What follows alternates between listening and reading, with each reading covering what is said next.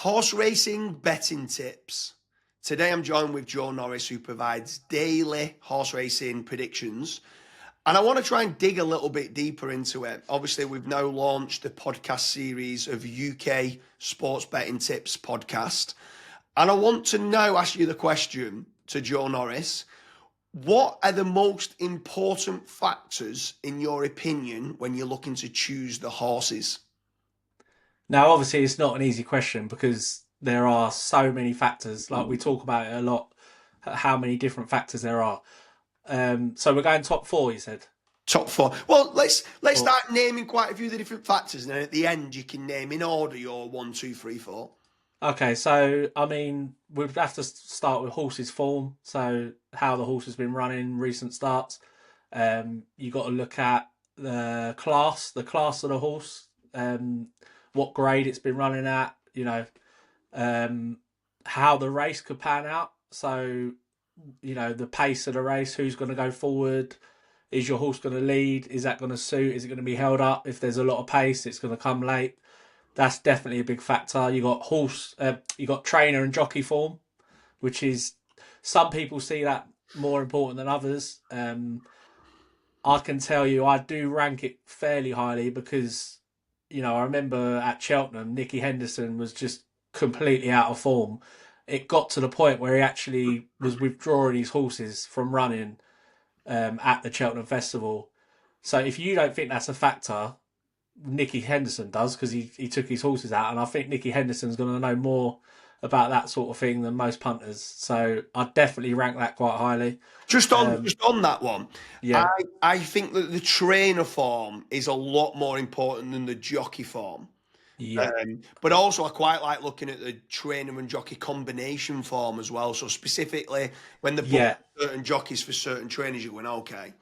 You say that, but then I mean, this might be a bit stupid because I don't know the actual science exactly, so I'm just guessing a bit. But with the jockey, don't they say the horse can hear the jockey's heartbeat from something like, isn't it something like 6 meters away? It can hear it. It can hit, so it can basically, it can tell if the jockey is anxious getting on the horse. Yeah. That's going to unsettle the horse because his heart rate might be quicker.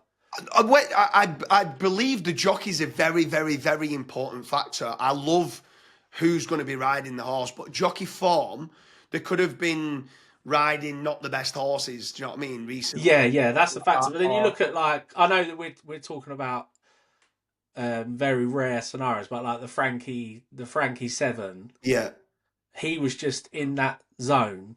yeah, Whatever horse he'd got on that day was going to win. Like the last horse was something like a 20-1 shot, yeah. and it goes off 2-1 because the bookie's liability, obviously. Yeah. But he's still got that to win. So like I know that's a very rare example, but for me, if I'm watching a meeting and someone that rides a double in the first two, straight away I look at what they're on for the rest of the meeting because that level of confidence is going to run through the rest of the card. True, but then I'd want to be then going, okay, I need to look at the value because as long as I'm on Yeah, early enough to get the value, where normally if he's won the first couple of races, the yeah, 10-1 shot's down at 4-1, and I've missed the value, and therefore yeah, I'm being, he's never a 4-1 chance. All right, he's won the first couple of races, but I'm yeah. not willing to take half the price because of that, because everyone else's roll up is going, and Exactly. It definitely comes back to price. I mean, what you've got at the moment with Sean Bowen in the National Hunt, I just feel like his rides are just over bet because people just see his name. Like back in the day with AP McCoy, yeah. people would see his name on the horse and then back it. So you have to factor that in. Are you still getting the value even with him on board, sort of thing? Do you ever look at anything on the form guides, like, let's say, wind surgery or blinkers for the first time or visor for the first time, or returning back after 300 days, or like anything like that? I'm presuming some of those factors kind of influence as well. Yeah, definitely. Like with the wind ops, there was the old saying of, "Oh, second time out after a wind op." But when you actually look at the stats, I think it's the first time they run, which would make sense, wouldn't it? They've Yeah. had the operation and they can breathe, and then they perform better. I So think the you have to be reason, careful with it, I think, because I think the reason why they say the second run back is normally the first run back. They get the confidence. This is what the mindset Yeah, behind it is. They yeah. get the confidence back and go, "Oh my god, wasn't as bad." Where previously they was having breathing problems. First run back, okay, they've improved, and then they go second run backs, even better than the first run. That's the kind of Yeah, for but me. I think the stats actually show it is a bit of a myth. Yeah. Or maybe not a myth, but it's not as impactful as people make out, if you know what I mean. Yeah, I mean, there's a few things, yeah, like I don't really like seeing a tongue tie. yeah, I if I like a horse and then I read first time tongue tie, I think that's not ideal because they're almost trying to solve something that we as punters didn't realise was there, you know? yeah. I mean, this is quite interesting. I could probably do a whole podcast on this sort of stuff because with the wind ups, I spoke to someone the other day and they said a lot of trainers don't even record them. I know it's actually I think the BHA have made it they have to report them now. I mean that came in about 6, 7 years ago, I think. Yeah, But apparently some trainers don't even report them anyway, even now. yeah, So it's still a bit of a guessing game with it. I wouldn't let it like with a wind up, I wouldn't let it put me off or make me back a horse more, personally. yeah. See, do you know, like for us, we own a few different race horses, and do you know what another big one is for settling certain horses? Cheek pieces. Now, believe it Yeah. or not, like it kind of helps them focus and stuff like that, and it does actually make a big difference. I'm not saying it's definitely not in my top four, um, No. I but mean, it can make a difference to the way the horse runs. I I don't like seeing a horse in cheek pieces, but then it depends because if it's a low grade race on the all weather and they put them on, and I think that horse is going to go forward and try and make all, then I'll like it. But Yeah, a lot of the time, it puts me off when I see it on in jumps racing. I'd rather just not bet in that race when I see like first time cheek pieces.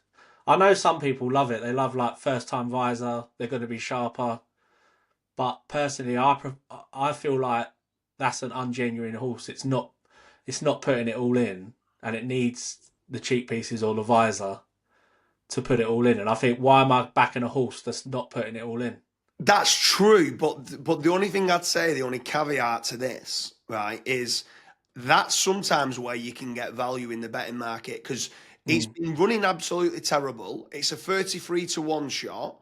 It's Yeah, now got the yeah, visor on. And if the visor did help that horse that wasn't putting it in and started to put it in, then at 33-1, you go in, now there's value in the market, if that makes sense. But yeah, I no, hear what no. you. Do you know what? You're spot on because when I'm thinking of it more of a horse that's towards the top of the market, Yeah, like a second or third favourite.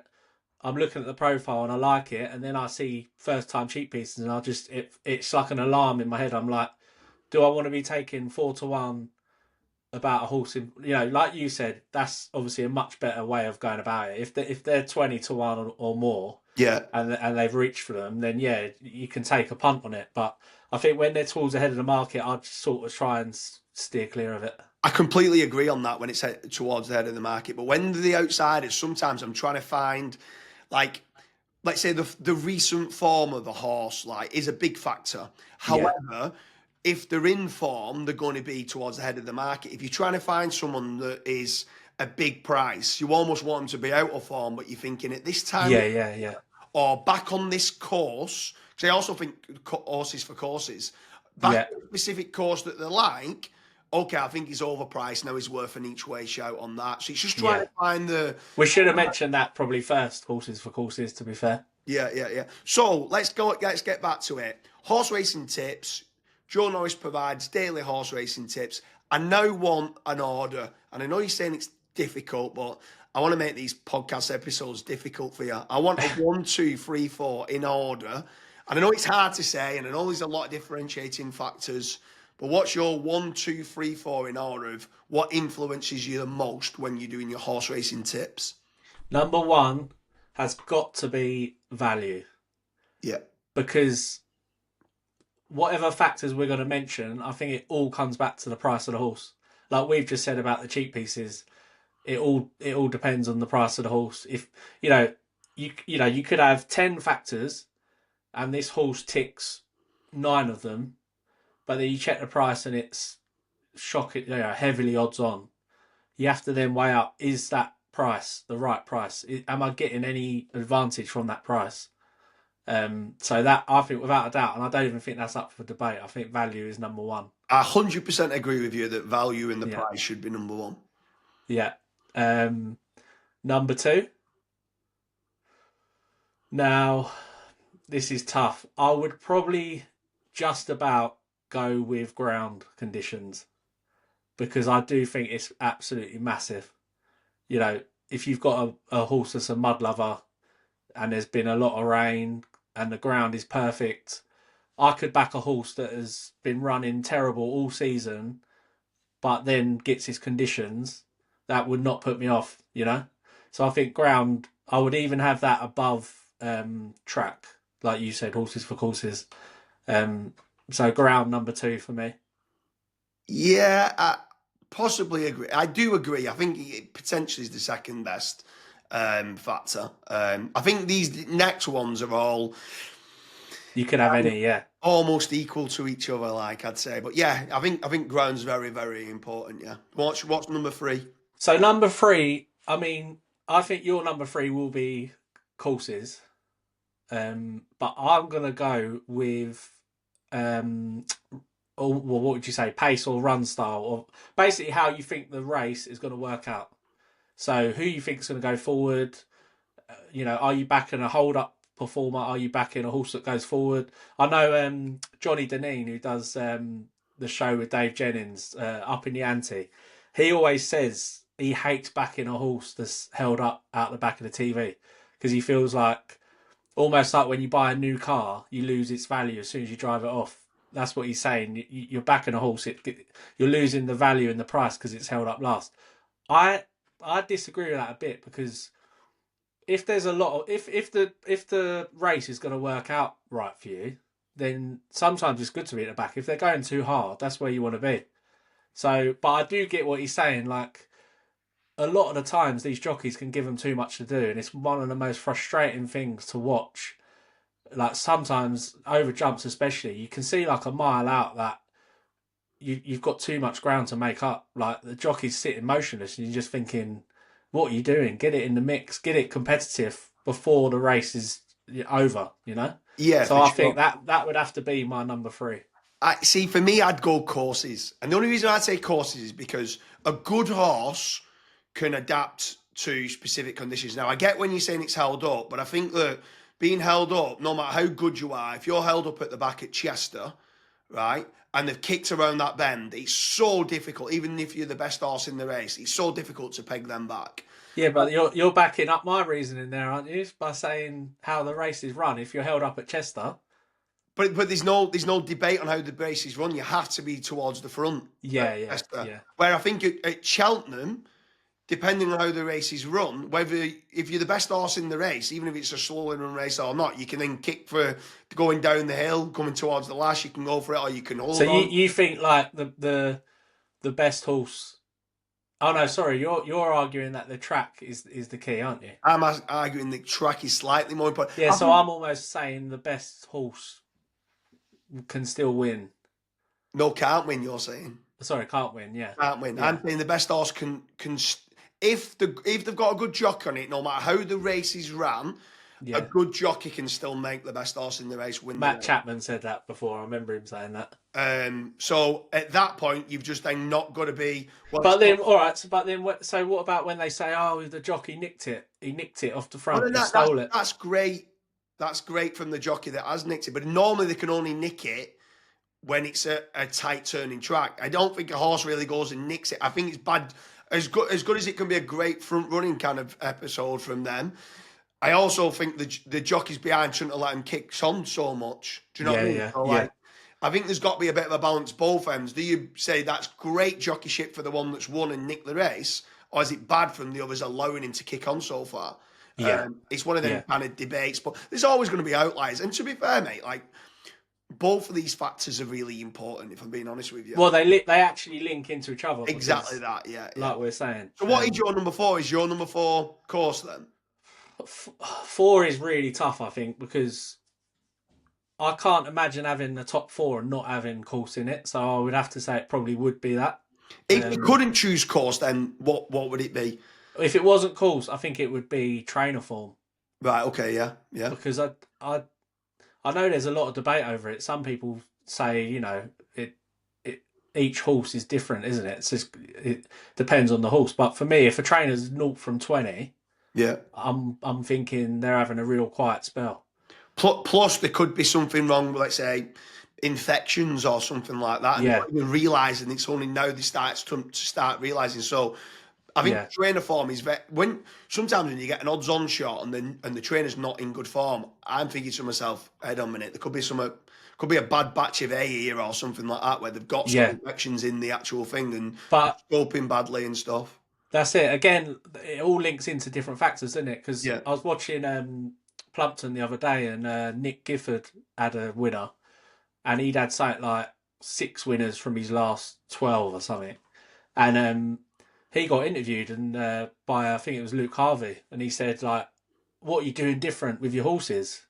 And he said, "I'm not doing anything different." He said, basically they were just badly handicapped last season, and because they were badly handicapped, they're now well handicapped because they obviously were all getting beat.